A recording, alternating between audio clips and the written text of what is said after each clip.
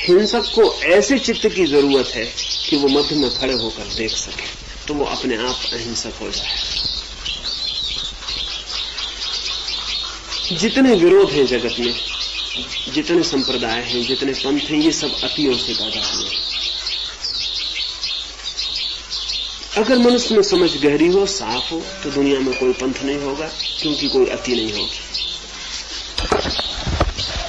Do you feel, Acharya, all leaders may be political or religious?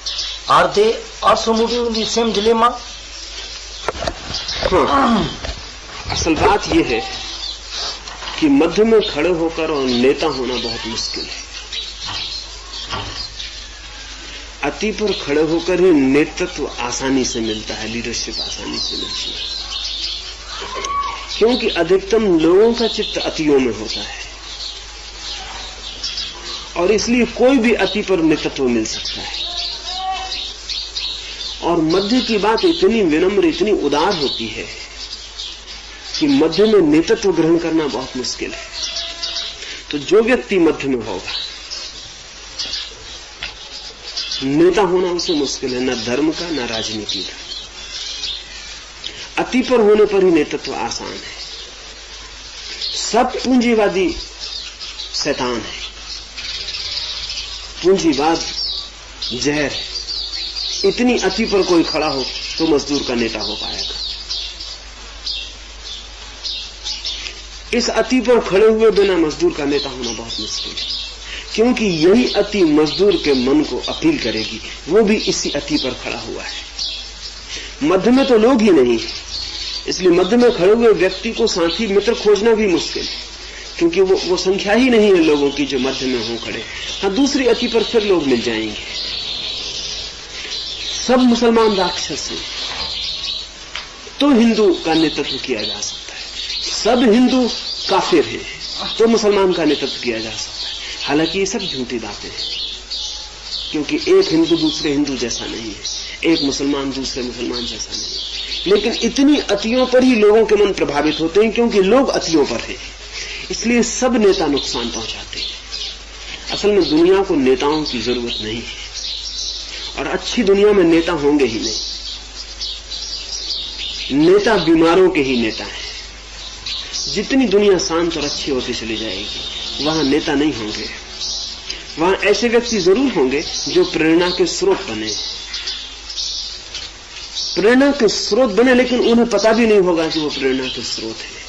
ऐसे शांत लोग जरूर होंगे। दुनिया में ऐसे लोग भी हुए हैं जो वहां खड़े थे जहां मत थे, लेकिन जब तक वो मध्य में खड़े थे तब तक दुनिया ने उनकी तरफ देखा भी नहीं। जब उनके आसपास ऐसे लोग इकट्ठे हो गए जिन्होंने उनकी मध्यस्थता को तो एक तरफ फेंका और उनकी बातों को अति पर खींच के खड़ा कर दिया, तब फिर उनको नेतृत्व उपलब्ध हो गया। महावीर को या बुद्ध को या जीसस को या सुकरात को अपने जीवन में नेतृत्व नहीं मिला। नेतृत्व मिला मरने के बाद, और उन लोगों की वजह से मिला जिन्होंने खींच की चीजें अतियों पर खड़ी कर दी। इतनी अति पर जब तक न खड़ी हो जाए बात, जब तक कि अति से बीमार लोग उसको पकड़ पाए, तब तक कोई नेतृत्व को उपलब्ध नहीं होता। इसलिए दुनिया में नेता नुकसानदायक सिद्ध हुआ है। नेता की जरूरत भी नहीं है, दुनिया में समझदार लोगों की जरूरत है। ऐसे समझदार लोग प्रेरणा के स्रोत बन जाएंगे। उनको पता भी नहीं होगा, लेकिन उनके आसपास शांति की लहरें फैलनी शुरू होंगी, प्रकाश फैलना शुरू होगा। बहुत से लोगों का उनका जीवन प्रेरणादायी मालूम पड़ेगा और लगेगा कि किस बिंदु पर खड़े होकर इतनी शांति को वे उपलब्ध हुए हैं, हम भी कैसे उस बिंदु को उपलब्ध हो जाएंगे। अत्यंत शांत और मध्य में खड़ा हुआ व्यक्ति इतना शांत होगा कि उसके प्रभाव को पकड़ने के लिए भी बड़ी शांति चाहिए। हमारे ख्याल में नहीं आएगा वो, क्योंकि उसमें कोई फीवर, कोई ज्वर नहीं होगा, और ज्वर के बिना नेतृत्व बड़ा मुश्किल है। जितने जोर से फीवरेस हम लोगों को कर सके, जितना पागल कर सके और जितना मैनिया पैदा कर सके, खतरा पैदा कर सके और लोगों को जितना घबरा सके, उतना ही नेतृत्व सरल होता है। हिटलर या स्टालिन या माओ जैसे लोग नेता हो सकते और बड़े नेता हो सकते हैं, क्योंकि बड़ी अति पर वो बात करते हैं। गांधी जैसे लोग भी नेता हो सकते हैं, क्योंकि वो भी बड़ी अति पर बात करते हैं।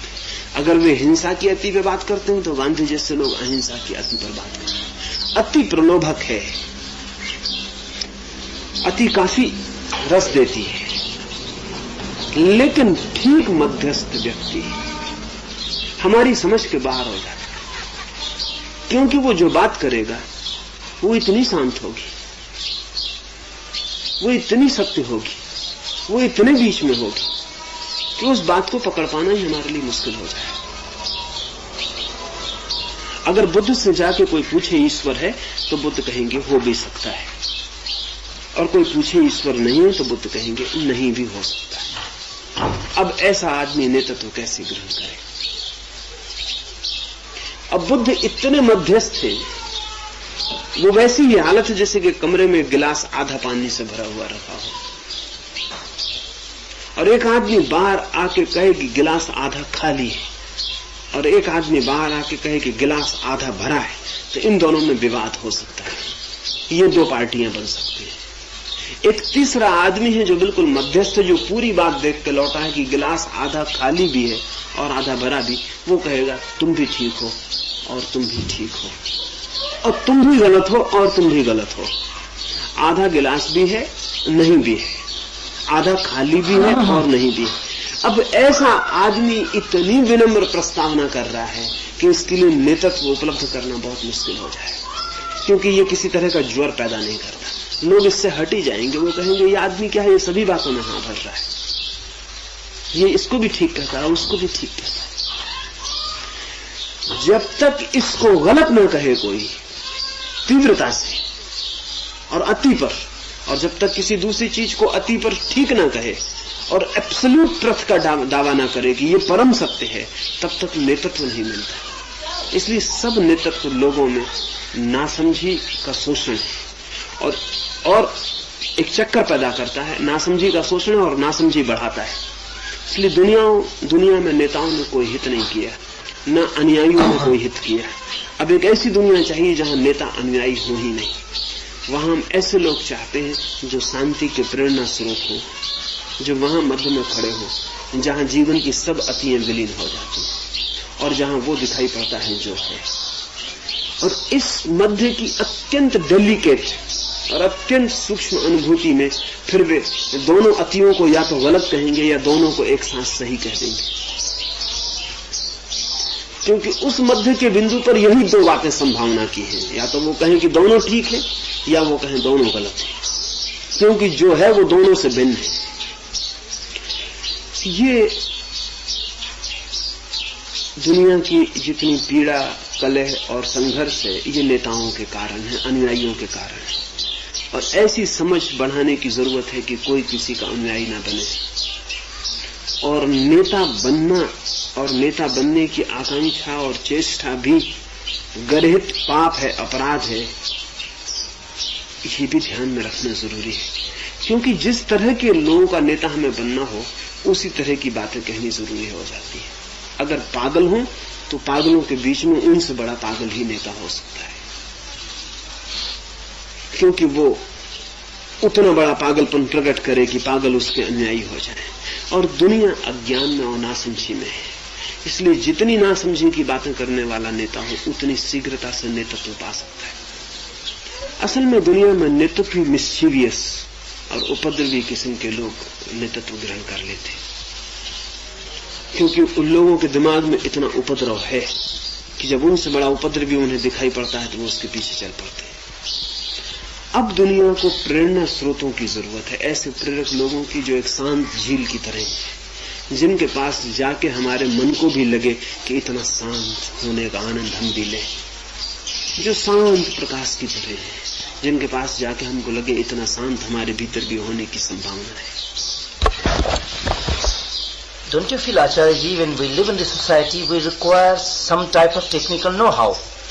As the subjects of science, we learn in the colleges or universities, the subjects of economics or politics. There is also one kind of extremity. just I give the example, was not Einstein also extremist or the Karl Marx? And how we can avoid this type of extremity? नहीं, एक विषय को अध्ययन करना specialisation है, extremity नहीं। एक विषय के ऊपर जीवन को लगा देना अत्यंत जरूरी है, क्योंकि जीवन बहुत बड़ा है। जीवन तो अखंड है, उसे तोड़ना मुश्किल है। जीवन की गहराई में गणित और संगीत जुड़े हुए हैं, लेकिन मनुष्य इतना छोटा, इतना सीमित है कि अगर जीवन की अखंडता को पकड़ने चले तो कुछ भी नहीं जान पाएगा, कुछ भी नहीं खोज पाएगा। तो हम जीवन को टुकड़ों में तोड़ते हैं मनुष्य की सीमित बुद्धि के कारण, और एक एक टुकड़े को अध्ययन करने जाते हैं। और जीवन इतना विराट, इतना अनंत है, और मनुष्य इतना छोटा है कि हम उस विराट वृक्ष की एक छोटी सी शाखा पर एक छोटे से पत्ते को जान लें तो भी काफी। तो आइंस्टीन जैसे व्यक्ति अति पर नहीं, आइंस्टीन जैसे व्यक्ति बड़े सम्यक्त पर है, क्योंकि वे जो अध्ययन कर रहे हैं एक छोटी सीमा, लेकिन उसमें वे बड़ा संभाव रख रहे हैं, नहीं तो वे सत्य के करीब ही नहीं पहुंच सकेंगे। एक वैज्ञानिक मनुष्य तो बहुत ही संभावी होता है, नहीं तो सत्य की खोज ही नहीं कर सकता। यानी मेरी दृष्टि में धार्मिक लोग इतने संभावी नहीं होते जितना एक साइंटिफिक माइंड, वैज्ञानिक चित्त संभावी होता है, क्योंकि उसे तो संभावी होना जरूरी है, नहीं तो सत्य को खोज ही नहीं पाएगा, 1 इंच नहीं खोज पाएगा। माना कि उसने एक छोटा सा क्षेत्र चुना है, लेकिन वो छोटा सा क्षेत्र भी बहुत बड़ा है। तो आइंस्टीन जैसे व्यक्ति अत्यंत संभावी है, और मैं ये भी मानता हूं कि उनके संभाव की ये जो विज्ञान के क्षेत्र में प्रयोग है, ये उनके चित्त को वही लाभ पहुंचाता है जो किसी ध्यानस्थ व्यक्ति को पहुंचता हो। ये एक दूसरी दिशा से वहीं पहुंच जाते हैं। आइंस्टीन जब अपने गणित की पहेली को हल करने में लगा हो तो वो दुनिया के किसी भी ध्यानस्थ व्यक्ति से कम शांत नहीं होता। अगर अशांत होगा तो हल नहीं कर पाएगा। वो इतने दूर तक, इतने गहरे गणित के उलझावों को हल कर पाता है, उसका कारण ये है कि इतने दूर तक वो शांत है और इतने दूर तक वो निष्पक्ष है, उसका कोई पक्ष नहीं है। असल में विज्ञान की मौलिक मान्यता ये है कि खोज वही कर पाएगा जो कोई पक्ष लेके प्रवेश न करे, जो निष्पक्ष जाए, अनप्रेजुडिस्ड जाए, जो तय करके न जाए कि ये ठीक है और ये गलत है, जो ये मान के जाए कि मुझे पता नहीं। विज्ञान की पहली मान्यता यह है कि मुझे पता नहीं, ये खोजी मान के जाए और फिर खोज हो सकती है। तो इन व्यक्तियों को एक्सट्रीम पर मैं नहीं कहता हूं, ये अति पर नहीं, ये भी समता का प्रयोग कर रहे हैं एक छोटी दिशा में, और उस दिशा को छोटा करना जरूरी है। आज से 5 या 10 हजार साल पहले एक आदमी सारे ज्ञान को अध्ययन कर सकता था, क्योंकि ज्ञान बहुत कम था। एक आदमी साथ में वैद्य भी था, साथ में कवि भी था, साथ में धर्मगुरु भी था, सब कुछ था, क्योंकि ज्ञान ही इतना कम था कि एक आदमी उसको अध्ययन कर सकता था। जैसे जैसे ज्ञान बढ़ा वैसे वैसे कठिनाई होती चली गई। जैसे जैसे ज्ञान बढ़ा तो एक एक छोटी चीज इतनी बड़ी सिद्ध हुई कि उस छोटी चीज में ही एक विज्ञान खड़ा होता चला गया। एक जमाना था कि फिलोसफी यानी सब ज्ञान था, और इसलिए अब भी हम दूसरे विषयों में लोगों को पीएचडी मिलती है, लेकिन कहते पीएचडी है, उसको कहते हैं डॉक्टर ऑफ फिलोसफी। वो पुरानी आदत की वजह से। केमिस्ट्री में एक आदमी अन्वेषण करेगा और डिग्री हम देंगे उसको डॉक्टर ऑफ फिलोसफी की, वो सिर्फ पुरानी आदत है, क्योंकि पहले एक ही विषय था कुल जमा फिलोसफी।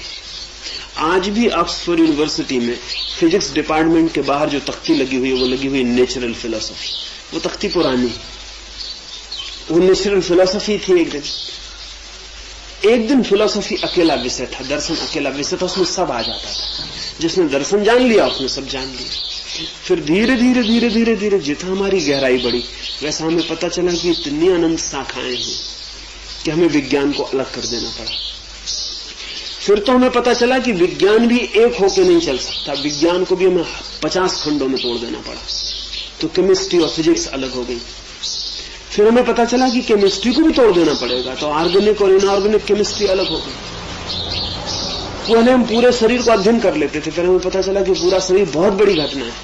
तो अब एक डॉक्टर जो सिर्फ आंख का अध्ययन करता है, मैंने एक मजाक सुना है कि आज से कोई 500 साल बाद एक महानगरी में एक औरत एक डॉक्टर के पास गई, आंख के डॉक्टर के पास। उसने जाके कहा कि मेरी आंख में बड़ी तकलीफ है। उसे भीतर ले गया डॉक्टर। अंदर जाकर उससे पूछा, लेकिन किस आंख? उस स्त्री ने कहा, बाईं आंख। तो उसने कहा, माफ करो, मैं सिर्फ दाईं आंख का डॉक्टर हूं, बाईं आंख के लिए तुम्हें किसी और के पास जाना। आंख इतनी बड़ी घटना है कि ये तो मजाक है, लेकिन ये संभावना है ही कि आज नहीं कल हमें बाईं आंख अलग आदमी को। आज तो अकेली आंख के ऊपर इतनी किताबें हैं कि एक आदमी जिंदगी भर मेहनत करे तो उनको भी नहीं जान सकता।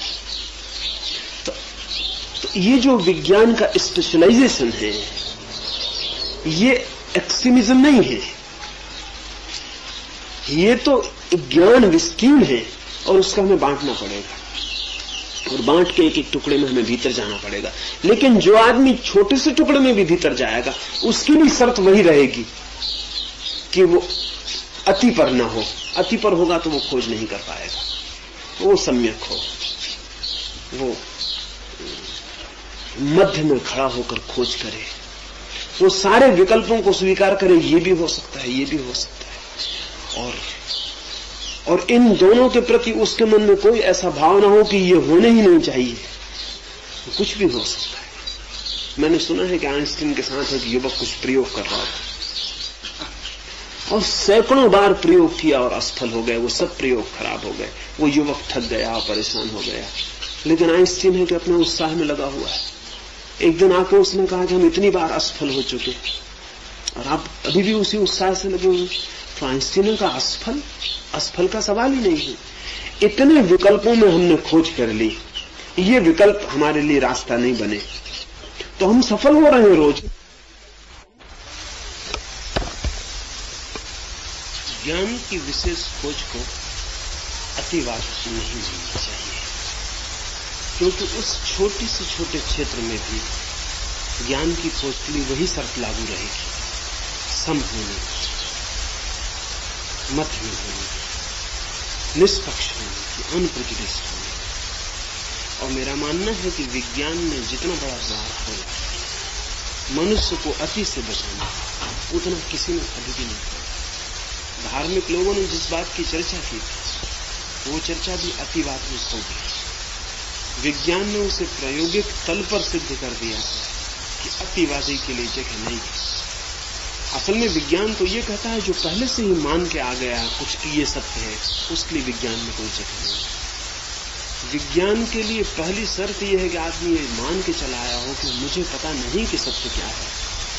रंच मात्र के लिए भी मेरा कोई झुकाव नहीं है कि ये सत्य होना चाहिए। एक डॉक्टर बनर्जी है, वो पुनर्जन्म पर खोजबीन करते हैं, वो मुझे बंबई में